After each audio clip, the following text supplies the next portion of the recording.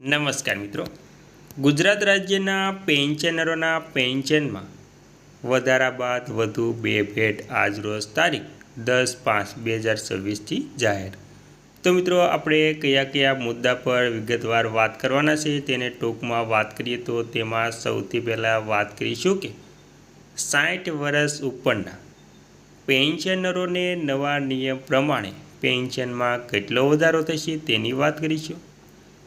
ત્યારબાદ આપણે વાત કરીશું કે 60 વર્ષ ઉપરના પેન્શનરો માટે ઉંમરને આધારે પેન્શનમાં કેટલો વધારો જોવા મળશે તેની વાત કરીશું।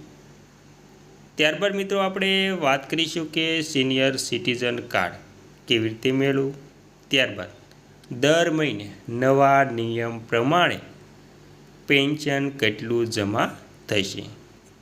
ત્યારબાદ મિત્રો વાત કરીશું કે પેન્શનની ગણતરી કેવી રીતે કરવામાં આવશે અને મિત્રો ત્યારબાદ વાત કરીશું કે પેન્શનરોને જે મફત લાભો મળે છે તેના વિશે।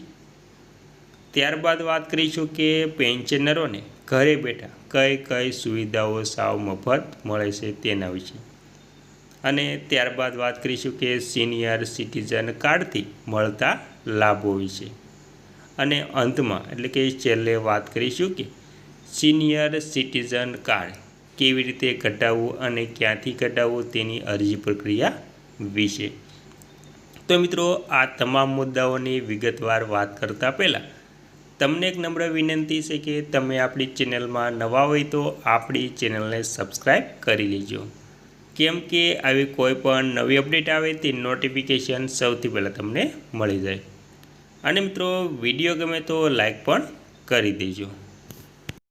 તો મિત્રો વિગતવાર વાત કરીએ તો મહેસાણા જિલ્લામાં સરકારી નોકરી પછી પેન્શન પર પરિવારનો ગુજારો કરતા નિવૃત્ત કર્મચારીઓએ 80 વર્ષની વયે પેન્શન પગારમાં 20% વધારો કરાય છે, તેના બદલે 65 વર્ષની બદલે જે દર 5 વર્ષે તબક્કાવાર પેન્શનમાં વધારો કરવા સહિતની 14 માંગણીઓ પેન્શનરોએ નિવાસી અધિકારી કલેક્ટર સમક્ષ રજૂ કરી છે।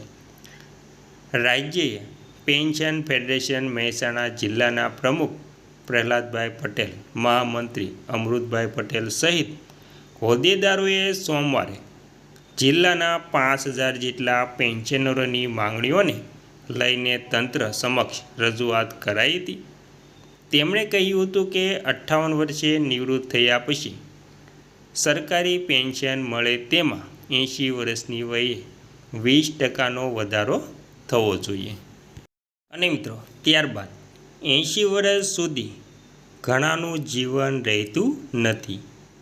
આવામાં અસહ્ય ફુગાવો પણ વધી રહ્યો છે, ત્યારે પેન્શનરોને વધારાનું પેન્શન 65 થી 70 વર્ષમાં 15%, 70 થી 75 વર્ષમાં 25%, 75 થી 80 વર્ષમાં 35%, 80 થી 85 વર્ષમાં 45%, 85 થી 90 વર્ષમાં 60% અને 90 થી 95 વર્ષમાં 75% અને 95 ઉંમરની વયમાં 100% વધારો મંજૂર કરવાની માંગણીઓ કરાઈ છે।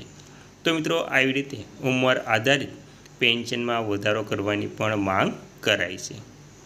ત્યારબાદ મિત્રો વાત કરીએ તો આ ઉપરાંત ખાસ કરીને કેન્દ્રના ધોરણે જુલાઈ 2022 સુધીનું 4% અને જાન્યુઆરી 2023 સુધીનું 4% મળીને કુલ 8% મોંઘવારી ભથ્થું ચૂકવવાનું ન હોય સત્વરે ચૂકવો।